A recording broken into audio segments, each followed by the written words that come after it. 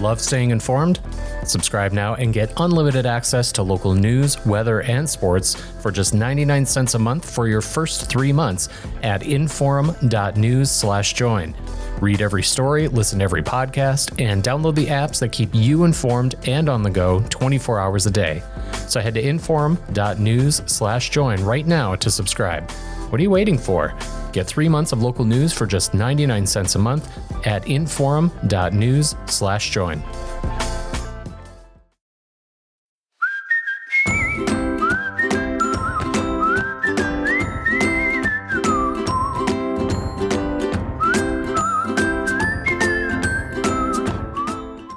Welcome to Plain Talk, where we talk about lots of things, but I tell you, I promise, on air, we will not get as far off topic as we just did trying to get to the point where I can hit record on this show, because we started talking about books, we're talking about baseball, we're talking about all sorts of weird stuff, but we're not going to do that on air, right, gentlemen? We're going to talk about political conventions and stuff like that. This isn't a baseball podcast? What have I been doing for all these months?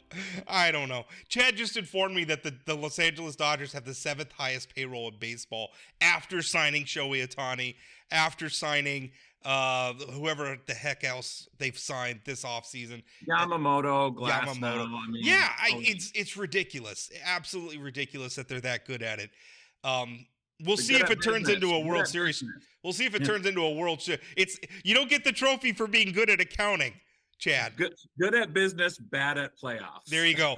Our guest is Andrew Nyhus. He is the executive director of the North Dakota Republican Party. Andrew, how are you? I'm well, thanks. Glad to be here. Yeah, we wanted to have you on the party. Well, really, this is the first question I want to ask you.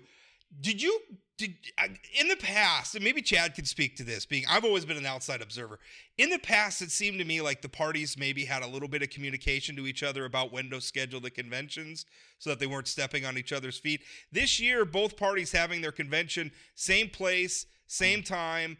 And I'll tell you, I mean, it disappoints me a little bit because I want to cover both.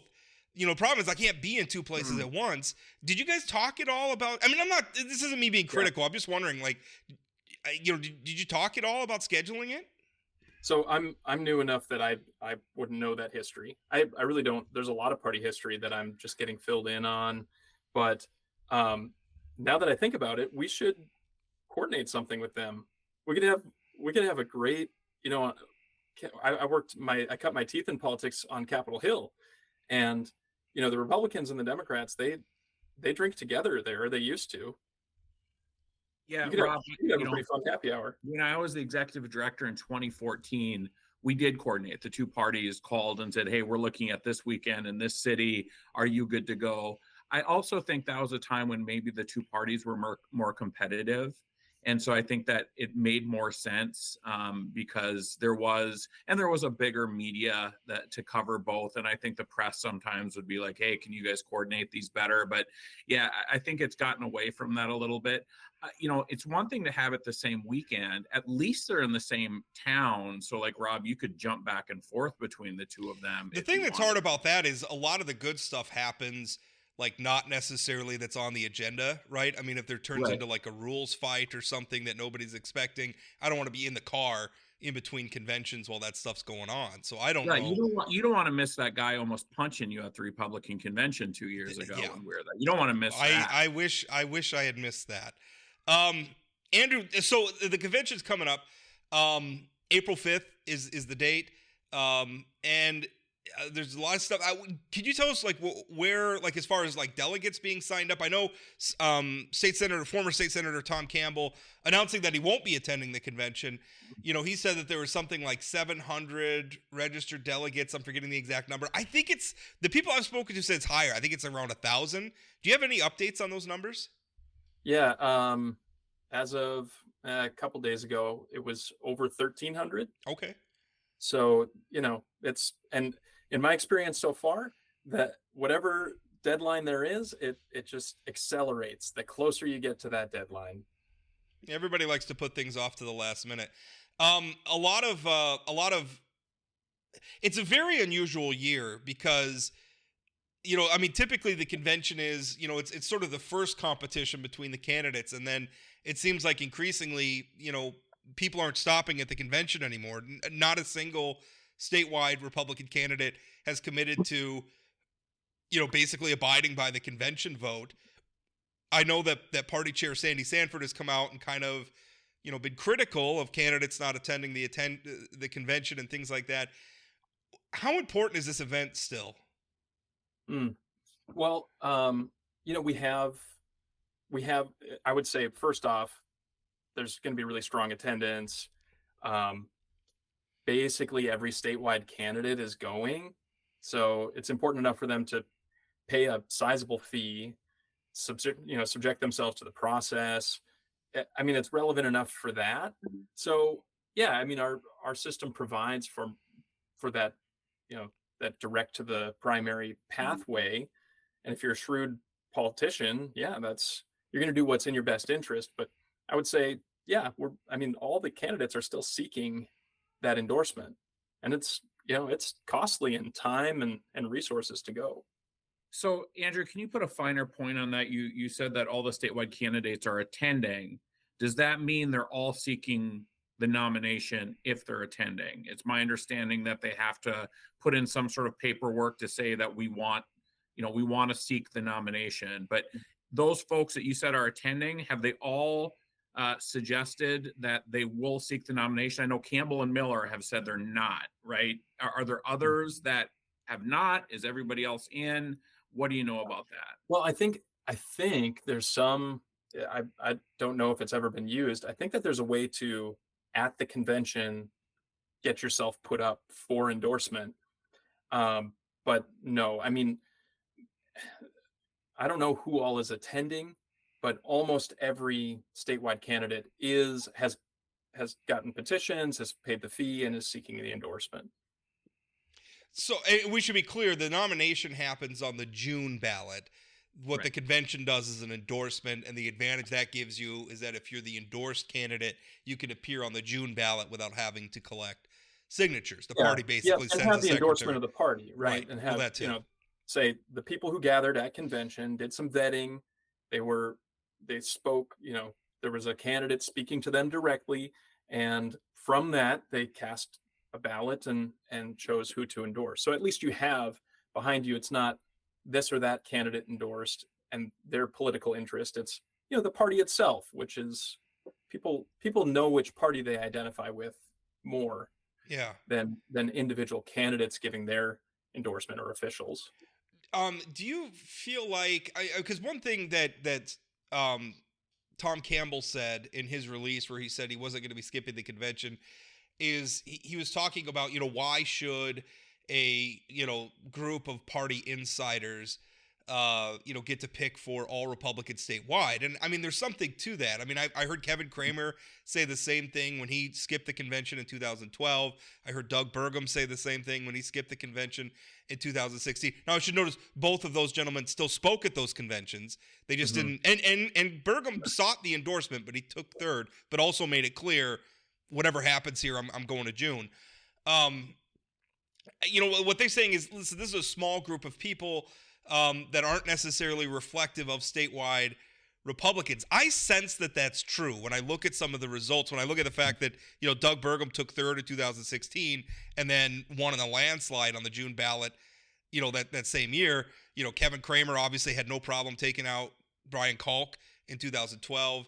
You even look at last cycle where you had, the race between John Hoeven and Rick Becker in the U.S. Senate race at the convention was very close. On the statewide ballot, wasn't close at all. So, is there a concern at all that maybe the people who are showing up at the convention aren't representative of Republican voters in North Dakota? A lot there. So, sorry. First, no, you're good. Because I could draw a distinction between some of those races that you mentioned through the years, but that first, the convention is one pathway. Now, within the Republican Party, and I'm talking members of the Republican Party, I hear people saying we should eliminate the petition process to get on the primary ballot. And I've heard others say we should eliminate the convention. Okay, so, I mean, sometimes the most complicated answer is the best in a marketplace. If you think of the election as kind of a marketplace of candidates, And so, yeah, it's not everything. The endorsement isn't everything, but it's valuable. And so we have a convention to earn that valuable endorsement. I think like in Senator Kramer's case, that was one where you could maybe make that case. It's the insiders, because he had been put up in all these difficult difficult races year after year, and then didn't get the endorsement when it came time to run for the big show. And so, but the idea, Rob, the people that I'm talking to, asking questions about how do I register for the convention, I mean, they're not insiders. They certainly don't view themselves that way. So, Andrew, I want to talk about one specific race, and that's the race for superintendent of public instruction. As you know, it's a nonpartisan race. Historically, parties have given a letter of not recommendation, letter of support. Yep. Well, they're endorsed. I think it's an endorsement, right? I mean, yeah, I think the language is a little bit different, though. It's so let me first. I'm going to have a follow-up question, but first question is: will the party be doing a letter of support, a letter of endorsement for that nonpartisan race at your state convention? It's we're not required to, and I don't know the history of if there's been a competitive race there before. It's always been sort of like, I wouldn't mind having your support, kind of raise your hand. And so. Well, 2016, it was pretty, Joe Chang and Kirsten Baszler in 2016 is very competitive. Okay. Yeah. So they competed for it. Yeah. So it's on that preliminary agenda. And so I anticipate that there will be a race for that. They'll have speaking time, and yeah, there'll be a race for the letter of support from the party. So a little bit on that, I do worry. I mean, I've seen Republican conventions where Kirsten Baszler has been there before and heard some of the language from the stage about public schools. And one of the candidates, I was just reading his press release this morning, really wants to lean into the 10 Commandments as the way to run our public schools, going as far as saying we should unhitch our wagon from federal and state funds. Now, there's a chance that candidate Bartlett might get the letter of support from the Republican Party. Going back to Rob's earlier point, if he is the Republican nominee or the Republican support, is that really something the state GOP would want to rally around, the idea of no state or federal dollars going to our public schools? Well, we wouldn't rally around a certain policy. But if that's his platform and you're supporting his candidacy, I don't know how you differentiate between those things. Yeah, well, because one's a person and one's a policy. So and he can't unilaterally, from that seat, you can't unilaterally change how public schools operate. You can just administer. Sort of like in our position at the party, it's really for all the attention we get, it's really not that interesting. Like, we're not activists, we're just administering the process. So I don't know if I guess we would be supporting his candidacy, and yet not, because it's a nonpartisan position. So he'll get the letter, and then what? I don't really know. But yeah, it remains to be seen. It's very interesting for me, coming from a position where it was all about, this is our position, let me tell you about it, and let me argue for it. And now these are our people who want to serve you. Let me tell you about them and what they think. It's bottom up. It's up to the convention who they want. I speaking of the convention, one of the sort of weird situations is that per party rules, former state representative Rick Becker can't seek the party's endorsement. And the reason for that is he ran as an independent last cycle. He sought the party's endorsement in 2022 for the United States Senate. He didn't get it. He then opted not to run on the June primary ballot, but then decided to enter the general election as an independent. And to be clear, in North Dakota, we have, I guess, what you would call like a sour grapes or sore loser statute, where if you lose if you run for a party's nomination in the June primary and you lose it, you cannot appear on the November ballot, which I like that rule. Anyway, I guess the thing is the rule is if you've been a member of another party or been a candidate for another party or an independent, you can't seek the endorsement for, what is it, 6 years? I think that's 3 cycles. Yeah. Mm-hmm. So, but the thing I keep hearing is that there's going to be an attempt to like change the rules from the floor. And I'm just, I mean, it's so arcane because I think the rules prohibit it, but I also know, I mean, if you can elect a different chair of the convention, you can elect a different parliamentarian for the convention, and then basically if they say, well, we could suspend the rules and do it anyway, they can do it. Yeah. I mean, is that going to happen, or what's the party's stance on all that? Well, I don't get all the insider information. I get a lot, but I don't. Not everyone's telling me what they have up their sleeve. Right. That said, it's not permitted, right? You can't. If you say you believe in rule of law, right? And we have rules, and they're written down, and they were created by the same body, then you can't really, in good faith, suspend those rules right when it's expedient for you. So suspending the rules is, of course, not allowed. And that is because, it's a simple thought experiment. Say the person that within the Republican Party, who's the person you would least want to be the chairman, right? And now that person can unilaterally suspend the rules? Of course not. I mean, and Robert's rules is very clear on this. It's kind of hilarious. What is a Rule 11? I don't know the rule numbers. I'm not that good at Robert's rules, but you go find the part that says you can't suspend rules. It's like, no matter how inconvenient, no matter the problem, you just can't. They're rules. So no, we're going to have a parliamentarian, a RNC staff parliamentarian there. And I mean, we can just very clearly say, nope, can't do that. And it makes sense. Think about, Rick Becker, there's a lot to recommend him. And yet it makes sense. You have Republicans, again, being victims of our own success, where, it wasn't a close race. Right? And Hoeven ran away with it. But also he took on the endorsed.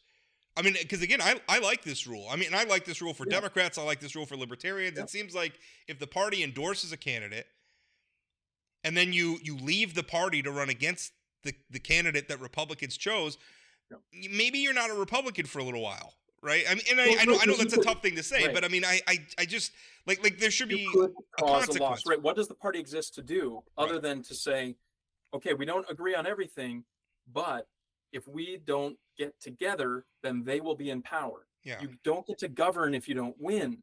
So the party stuff, the political stuff, isn't about policy exactly.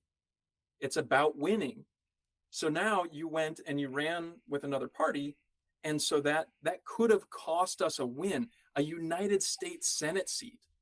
And it's not like there's been a huge majority for either party in the Senate anytime recently. I mean, that could change the course of the whole nation, because, in the service of what?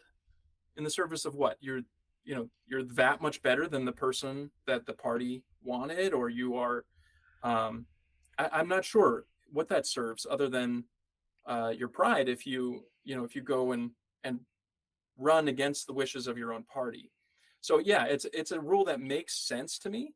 And Mr. Becker's been, respectful, and I think he's attending the convention. So is he going to be able to speak at the convention? I don't know what he would speak for. Yeah. So, Andrew, you mentioned most of the candidates are. By the way, I have 2 questions right now. So, Rob, okay. you better get back to me. I'll shut up. All right.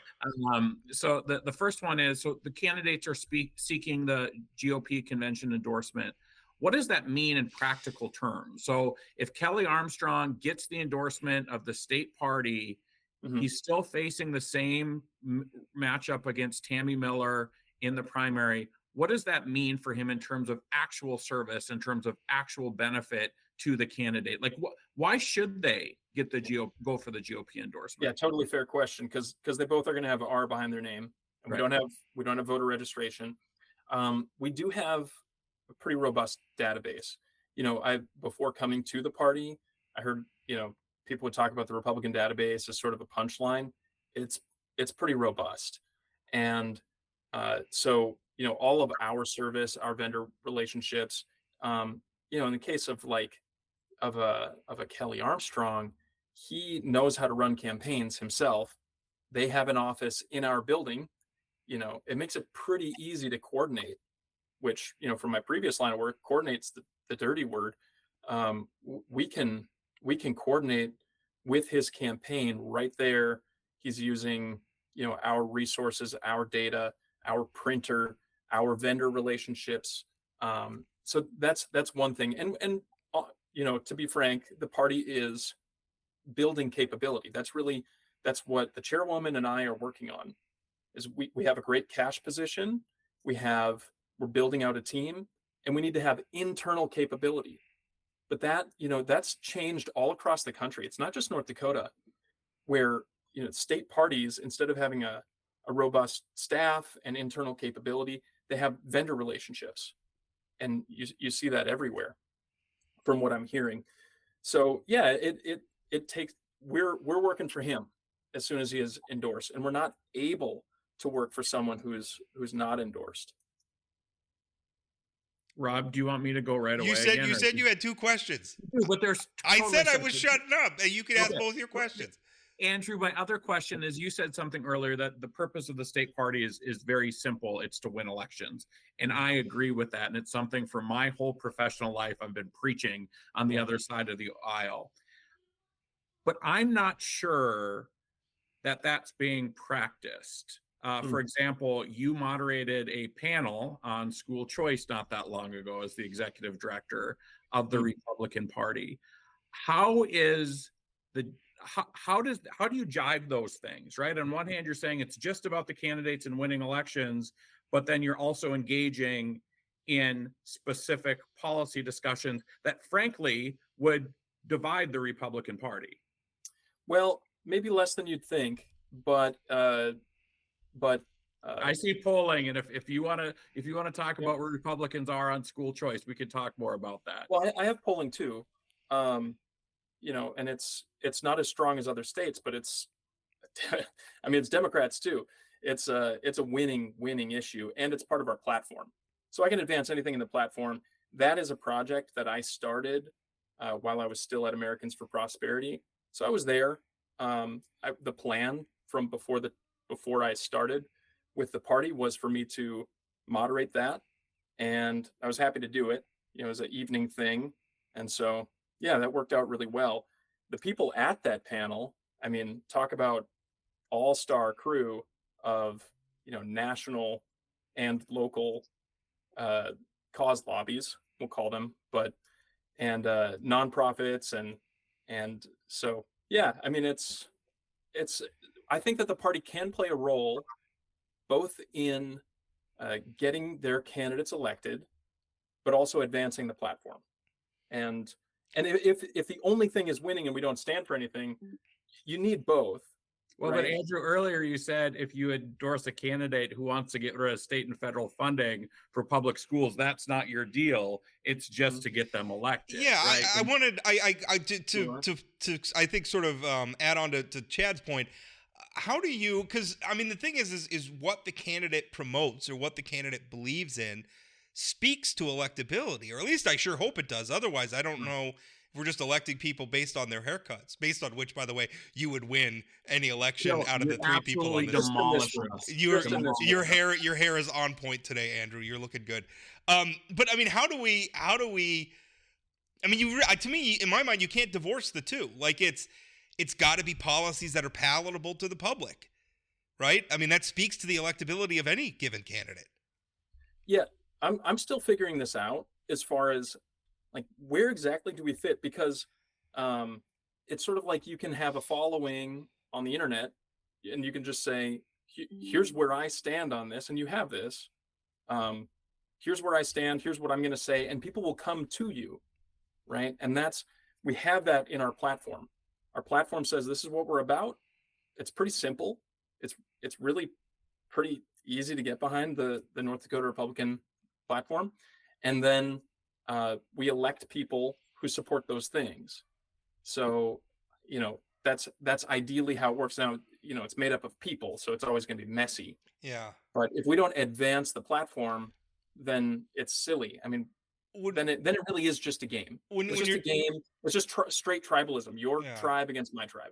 When you talk about the platform, because really there's two. I mean, there's like the Republican platform that's like a very broad statement of values. That I think you're right. I mean, generally as a conservative guy, I agree with them. And worry that sometimes we don't live up to them, including, I think, what is it, Plank 10 about how legislators behave themselves. And I look at the fact that our party chair couldn't stick by a call for a lawmaker in Williston, Nico Rios, who used homophobic language to verbally attack two police officers who were doing their jobs, arresting him for driving under the influence. So when we're talking about fidelity to the platform, I think sometimes, people like to pick and choose. But to me, that's why don't you speak to that? Sure.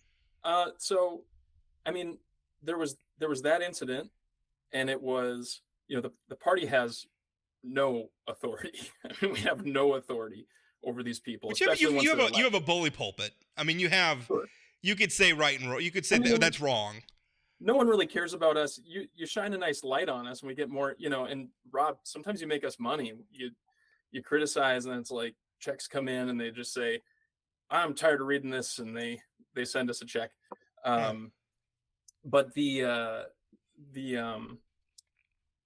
was soon after that there was another case, right? And then suddenly all the calls stopped, all the calls for let's reprimand.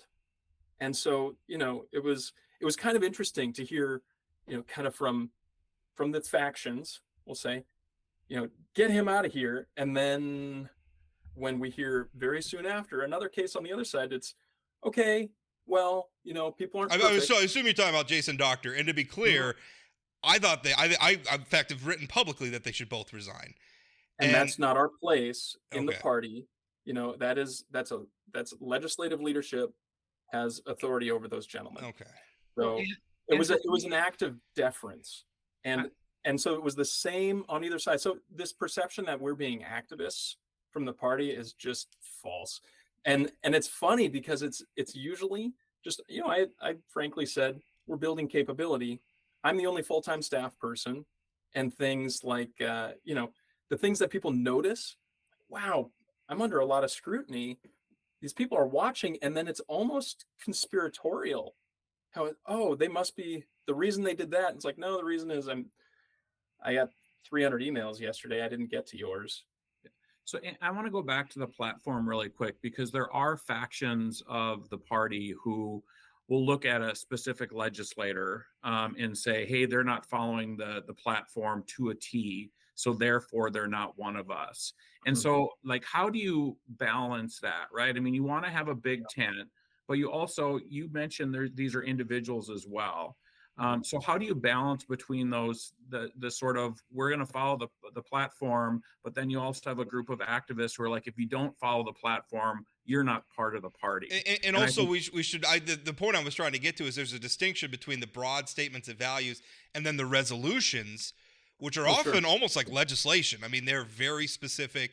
And I mean, just a few years ago, we had a controversy over, there were resolutions in the party's platform that, were, linked homosexuality to pedophilia, that were very offensive. And you saw, statewide Republicans like Governor Burgum disavow them. I mean, so I think to Chad's point, sometimes these resolutions get very, very specific. Is there not room for disagreement? Well, and I think it leads to the sort of Brandon Pritchard attacking his colleagues because he disagreed on a vote sort of situation. So I'm sorry, Andrew, go ahead. No, that's great. So maybe we'll get to that because there's 4 things here, or 5. So, I mean, power is like water, right? So policy is like ice. And when people get into power, they want to freeze that in place, in policy. And so a perfect example of me not being an activist was yesterday when this is my standing desk, and I was standing for 5 hours administering the resolutions process, just a 5-hour-long Zoom call to wrap that up. And not saying it, I mean, the only time I advocated for anything was the Oxford comma, I think. And so, that Wait a minute. Are you for or against? Oh, I'm for the Oxford comma. All right. Yes. All clarity. Right. Okay. Clarity. I'm for clarity. Absolutely. Common sense. Things we can all get behind. Oxford commas. So, the resolutions. There's that desire, right? Once you're in power, you have a position of influence to take that all the way as far as you can take it, and it takes restraint to not do that. Does it always reflect the whole party? I think you know the answer to that. Of course not. It is a diverse party, and I'll say the just resolutions committee as an example, they're working together so well. It really is a diverse group, even in that final, what is it, like eight people in resolutions committee, plus a chairman, and so that just that was a great example of Republicans working together, working through differences. And I'm looking forward to, maybe we'll discuss the resolutions another time, but ultimately the platform and the resolutions, they're aspirational, and it's no different from our Declaration of Independence. All men are created equal. Well, yeah, duh, but we're not there yet. I mean, it's an aspirational document, and the Republican Party is a proud institution of advancing that. I mean, the Republican Party that was established to stem the spread of slavery, the Republican Party that succeeded in abolishing slavery, Republican Party of the Civil Rights Movement. Yeah. I mean, we're moving the right direction thanks to the values of those aspirational documents, and that's what our platform is. But yes, to your point, we don't want to be dogmatic. And I coach people on this all the time. What we don't want is ideology, right? Ideology, if you become possessed by an ideology, then you can become dogmatic, and then you kind of turn your brain off, right? Like it's the same thing. It's the answer for everything is it's the patriarchy. It's like, well, that's not the answer for everything. Yeah. That's not, you can't just answer that every time there's a question. It's the patriarchy. Or it's capitalism. Yeah. I mean, I like what you're saying, but I mean, and I agree with you. I mean, there are parts of it that are aspirational. There are also parts of it that are very specific, and promote some policy agendas that I think would, for instance, stuff about what I would call a book ban, what somebody else might call something else. They would call it parental rights, Rob. Right. Yeah. I mean, to me, like, the conservative position is we don't have big government come in and Bigfoot local library boards and stuff when they already have mechanisms for handling this stuff. This is not a place. To me, that's a limited government argument that I can make as a conservative. But there are people in the party, including in leadership positions in the party, who would say that someone like me doesn't belong in the party because I believe something like that. I mean, yeah. So I wouldn't say you don't belong in the party. I wouldn't say that, Rob. But I would, again, ideology. You can't take. Partly we're trapped by. I realize too that I'm putting you in a difficult spot. You're the executive director of the whole party. I'm fine. Right. It's so book ban. You can still buy these books. You can still sell these books. Not go to jail. You can still read these books. You can own them. That's and so someone else says, well, where do we draw the line when it comes time to decide if we should use public resources to purchase pornography for children?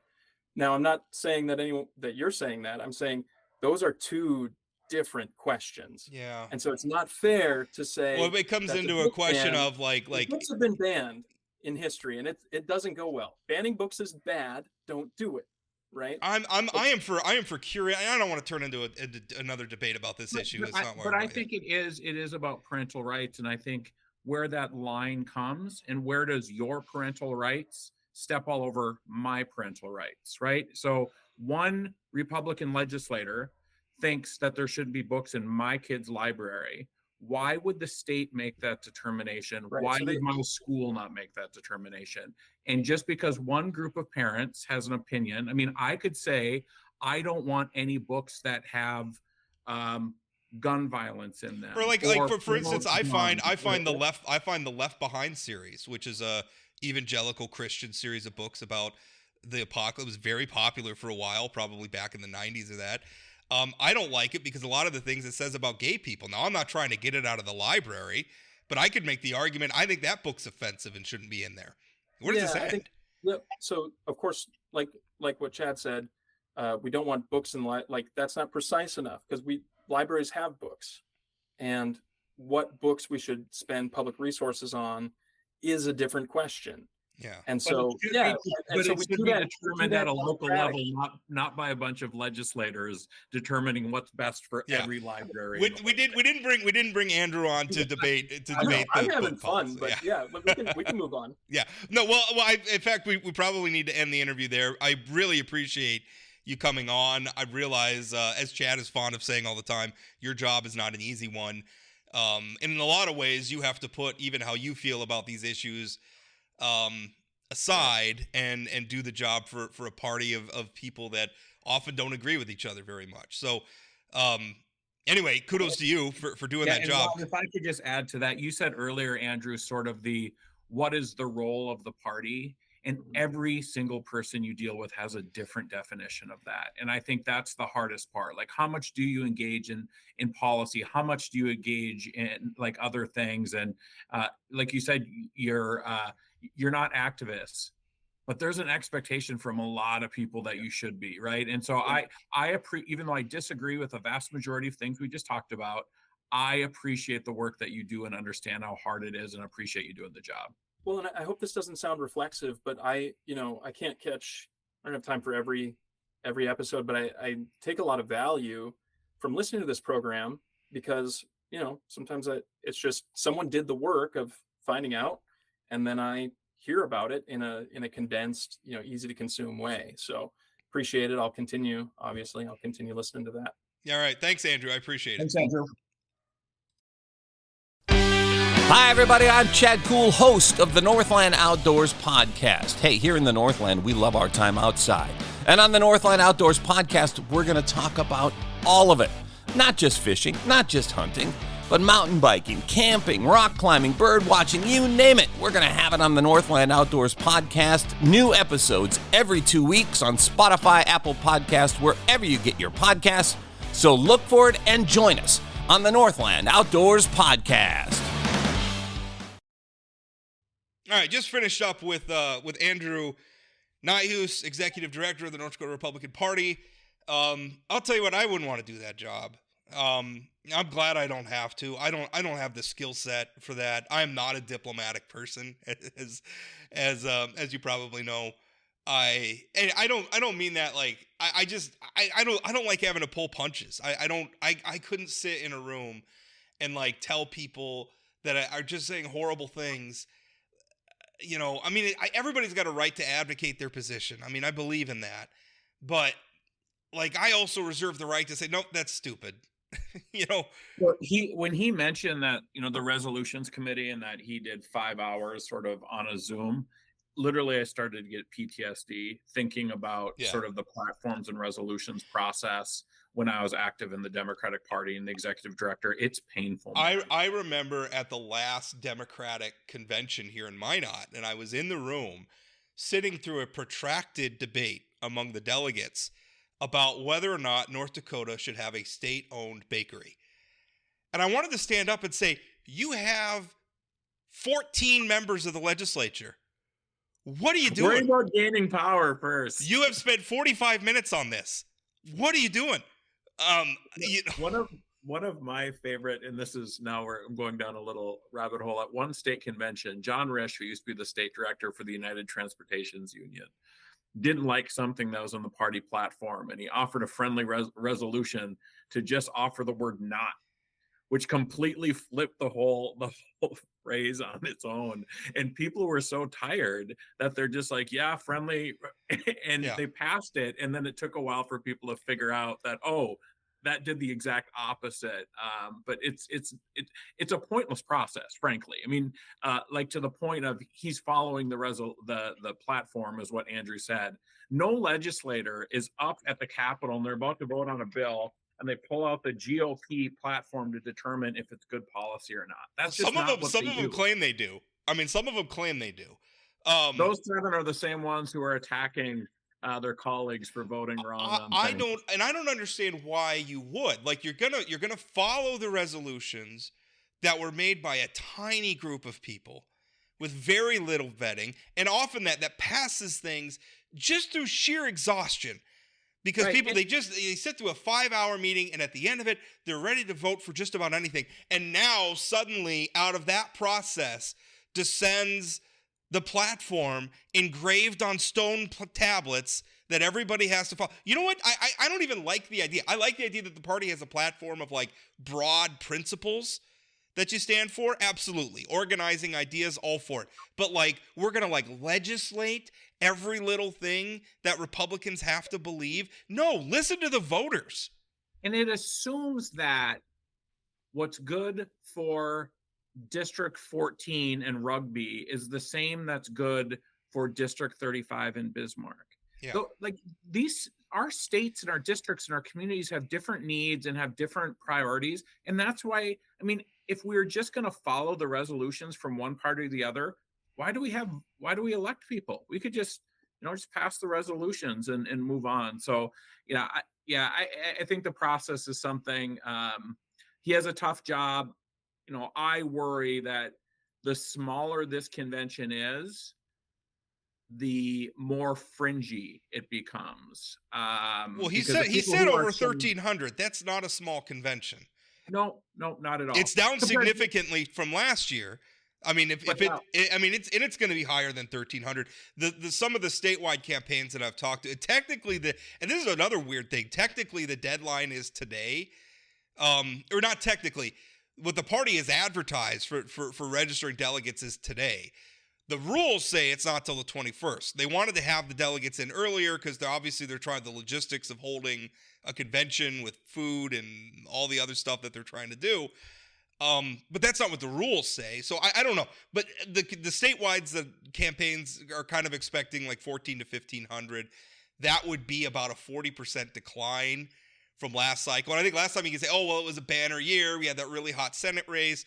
Well, this time we have a competitive House race, and we have a competitive gubernatorial race. Said is we're not going to abide by that endorsement. So I don't know.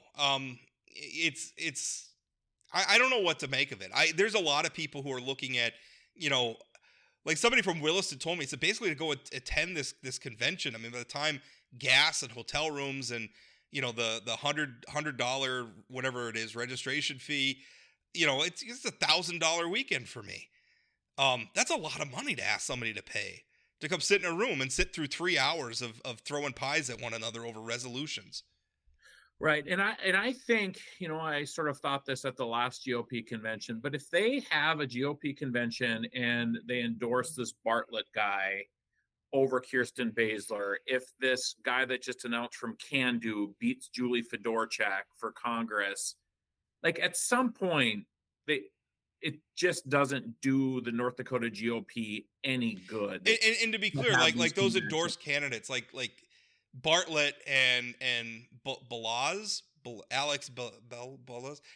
I mean, all due respect to both gentlemen, you don't come out of the weeds and win. They're not going to win in June. But they certainly could win at a convention. They could win at a convention, which I think speaks to my point about the degree to which the convention doesn't really.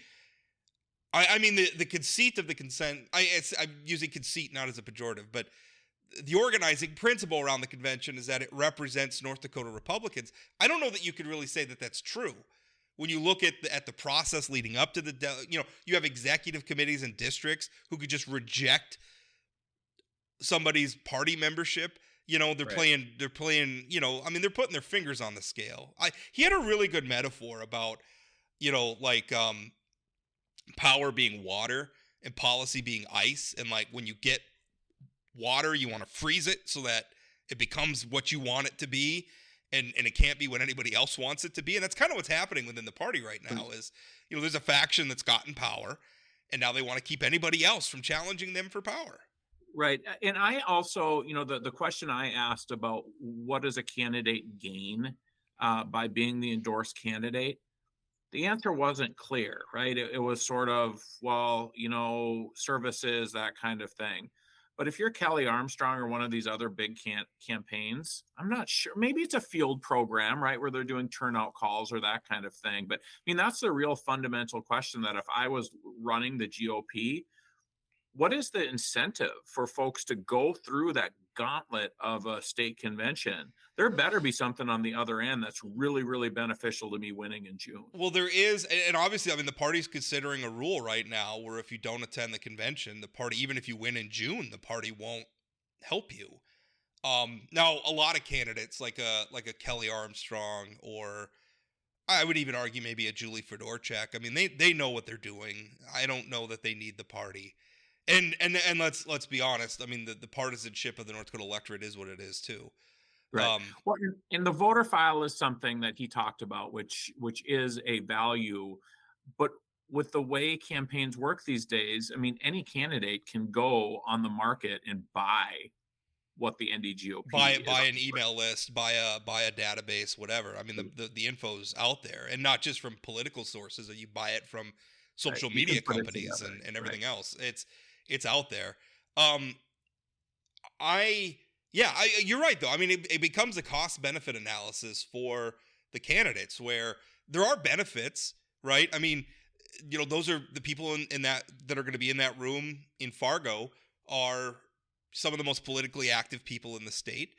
They're going to influence a lot of less politically active people around them. Winning over that room is not, I mean, that has value. And also all the other things you can do there where, making contacts, collecting information. I mean, there is value in that, but does the value, I mean, if it gets to the point where if you're like a Kelly Armstrong and maybe you took a vote to codify same-sex marriage and now that gets you booed or something and that creates a bunch of headlines, is that trade-off worth it? Yeah, you get booed, or God forbid you lose to somebody. Or you end up standing in the background while some other candidate says something absolutely crazy from the stage, and now you're in the video for all time. Right. And that's what I would be nervous about. And again, going back to, if you lose at the convention, it's not good for the momentum going into June, right? I mean, if you're not going to win the convention, I don't know why you wouldn't just not put your name in. I mean, you can go there, still have a booth, all that kind of stuff without putting your name in. But I don't know, it's going to be interesting, and it's going to and I'm still not clear. I mean, he said most candidates are putting in for the nomination, but I mean, as far as you know, is it just Miller and Campbell and Becker, I suppose, who've said they're not seeking the endorsement? Yeah. Of the North and it's still not clear to me if that means, is Miller going to be able to speak from, because Kramer did in 2012. Kramer spoke, even though he didn't seek it was controversial at the time. And that was a much different political environment where what he was doing was a lot more, I don't want to say unprecedented, but a lot more unusual than it is now, because we have some history, some water under the bridge there. But, I mean, it's not unprecedented. But also when he spoke at that convention, he was a statewide office holder. Now, I suppose, so is Tammy. But so's Miller, so's Campbell's not, though, which would be the question. I don't know. I mean, I don't know how they're going to handle all that. It's going to be interesting. And I guarantee no matter what the decisions are made, they're going to come out of this and there's going to be a segment of people who think it's unfair. And no matter what, Sandy Sanford and Andrew Nyhus, is it Nyhus or Nyhus? I've been saying Nyhus, I hope that's what it is. Okay, well, I'm going Nyhus, so one of us will be right. But either way, those two are going to just take a boatload of crap no matter what happens at this convention. Sure. For how it's handled. I mean, I remember after the 2022 convention, there was a conspiracy theory that John Hoeven had a bus show up and a bunch of delegates got off the bus and crowded. Now, I was there. I did not see this bus. I did not see an influx of new delegates come marching into the room. It didn't happen. And you and I were in the back of the room, and we were watching the Hoeven staffers. They didn't look confident. They didn't look like a group of people who had stuffed the ballot box and knew. Let's just say they weren't stopping by for a lot of friendly conversations. I approached Don Larson and was tried, and he had the ear thing in his ear. It was like a field Secret marshal Service. out there, like directed traffic. He's like, get out of my face, Port. I'm busy. Trying to win an election here. Yeah. Well, go up there and do your analysis. The thing is they won. They won, and that's the reason why they won is they did the work. But there is a point at which is this worth it anymore? Is winning the party endorsement worth it? And I think that's the problem. Is a lot of this stuff that's happening in the party is devaluing that party's endorsement. And I don't know if you noticed, Andrew certainly wanted to push back on the concept of them being broke.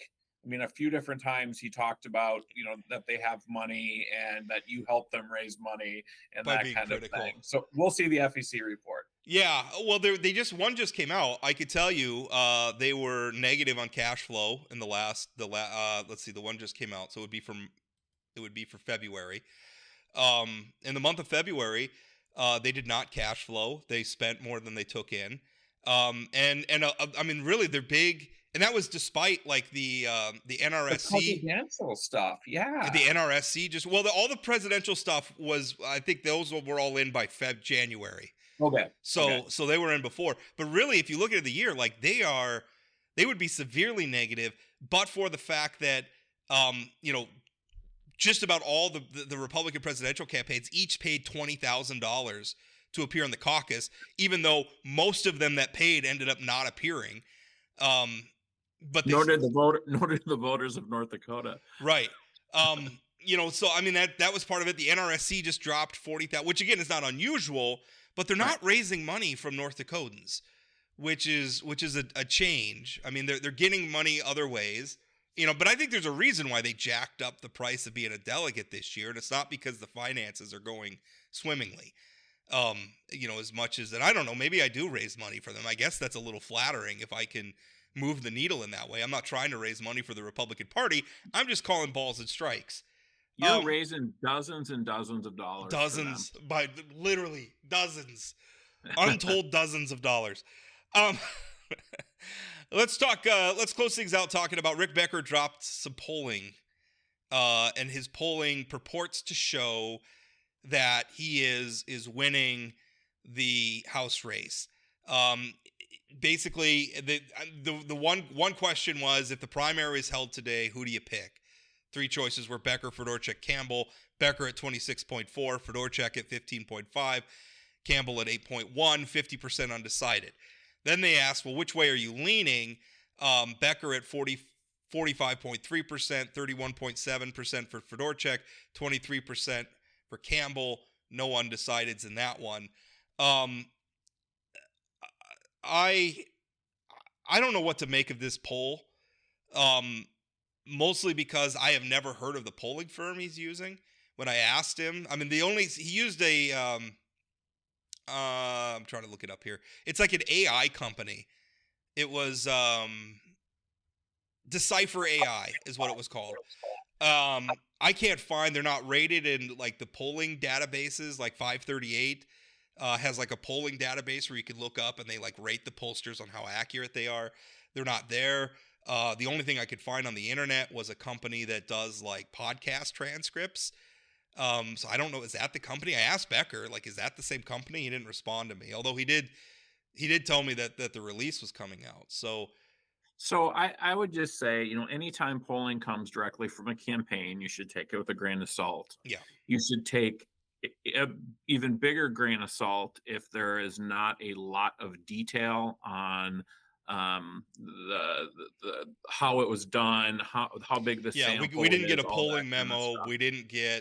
We didn't get and based on what he did really, like the sample's tiny. Like I think it was maybe 200. The third thing is, if you've never heard of the pollster, you should and you'll recall a few months ago Becker was involved in releasing some polling information on the property tax measure. That was a super small sample, asked the question in a goofy way, only talked to Republicans, ignored the rest of the party's independents, and then the press picked up on this. That said, people want to. He's manipulating. That's what he's doing with this polling. See, that was my thing. Because the thing is, he also did where he released fundraising numbers, and he had raised like over $470,000. Which was, that's a nice chunk of change for a House candidate. It's a good number. But the problem is, I don't have a report to go along with it. So did you raise that money from people, or did you give money to your own campaign? And not only give money, you can lend money to your campaign. Right. Did you lend money? I could say I raised $450,000 and 400 of that was alone, loaning it, and he's going to pay himself back. If he really did raise $400,000, then he has enough money to buy or to pay to commission a poll from a pollster that we've heard of before. There's plenty that'll do it. I will tell you, I got a poll clearly from the Becker campaign because it was all positive messaging. Might have been last week. So I don't, and you also don't know if that question of the head-to-head, who would you vote for amongst these three candidates? Was that asked after they did a bunch of pro-Becker messaging? Right. And the thing is, there's those sorts of polls, like people call them push polls. A lot of times what they're doing, they're not meant to be released to the public to tell you this is who's winning this race. What it's meant to do is, if I say this about this candidate, what does that do to that? They're testing messages saying, if I say this about Julie Fedorchak in an ad, how is that going to change how the public feels? And those polls are useful, and I understand why campaigns do them. There's nothing wrong with them, but you can't release it and say, it's not the same as like when the media does a poll, like we have the North Dakota poll. I hope the North Dakota poll polls some of these races. When they come out, we're trying to inform the public. Like we're trying to measure something and say, here's a measurement to help inform or help us, illustrate this race. Well, and the messaging polls only work and tell you a good story if you're testing pro and con messages for all the candidates in the race, right? If you're just, because the way this works is you ask the head-to-head, then you do the messaging, and then you retest the head-to-head. But if you're only asking pro-Becker or anti-Fedorchak and anti-Campbell, it's really easy to manipulate that last number because it's not based in reality. It's not like Rick Becker is going to be the only one with messaging in this race. What you're trying to do is create a messaging contrast that shows the reality of what this campaign could look like. Right. And it creates no idea if they did that. It creates a headline, right? Where we have a lot of very young reporters who cover politics in North Dakota who maybe aren't always very sophisticated in thinking about these things, and I think sometimes are afraid to push back, so they'll just grab onto something and just report it. I mean, there's a lot of, I see them where, they're just publishing the press releases they get. And not to be, they're not biased. I mean, they're publishing all the press releases, but they're not doing any reporting on them really. And so I think that's kind of, Becker just drops it. It could go on social media. And it's an attempt to create the illusion of or create a perception, I should say, of momentum. Now, all that being said, I don't want to say that it's impossible that Rick Becker's winning this race. I don't think that's impossible at all. Rob, if you had to guess who's going to win this thing, I mean, right now, I would guess Rick Becker. Yeah. I hope I'm wrong. Yeah. I would pick Julie Fedorchak. Okay. And I think the reason, and maybe if it's held right now, I think she's still getting her campaign going, but I think the problem Rick Becker has is he's very well known and he has a very enthusiastic base of support. But I think the problem is it's like a high floor, but also a low ceiling, because he's so polarizing that given an alternative who's very conservative in her own right, really hasn't done anything to make, the sort of Trump crowd upset. I don't see where people are going to decide, Rick Becker is who's going to be our North Dakota's one vote in the House of Representatives. Now, maybe that's me being biased, but I think Becker's got a problem. Is he's very well known, but that's also a double-edged sword because he's also very polarizing. Right. And I think what's interesting about Fedorchak is, one of the things that probably has her name ID lower than normal right now is that she hasn't had competitive races. Yeah. If she would have had competitive races in the past and she spent a few $100,000 on TV, her name ID would be higher. But she hasn't had to do that because she hasn't had real competition. And, and I think, obviously, I think her campaign is going to be exceptionally well run. I think they'll do the right things, but it's a short campaign. and it's going to take some resources to make sure that people know who she is and that she's a competent leader. So I guess my conclusion about Becker's polling is it's interesting. I'm not going to hang my hat on it until I see other independent polling, because it comes from the candidate. It's from a polling firm I've never heard of. I can't find on the internet. We have no information about the rest of the survey. We know almost nothing about it, but for the candidate would really like us to see it.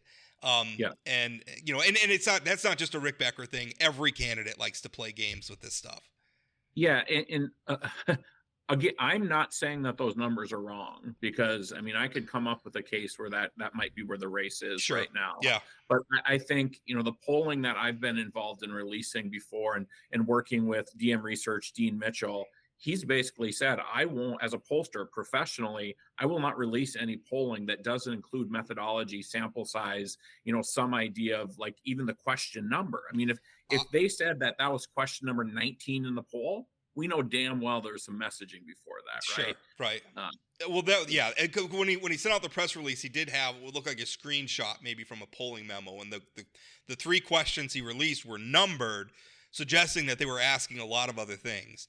But didn't tell us what the other things were. I remember when Heidi Heitkamp released a DFM poll, but it was like only for like half the state, and she was like, "See, I'm winning, but only in these counties that are likely to vote for me."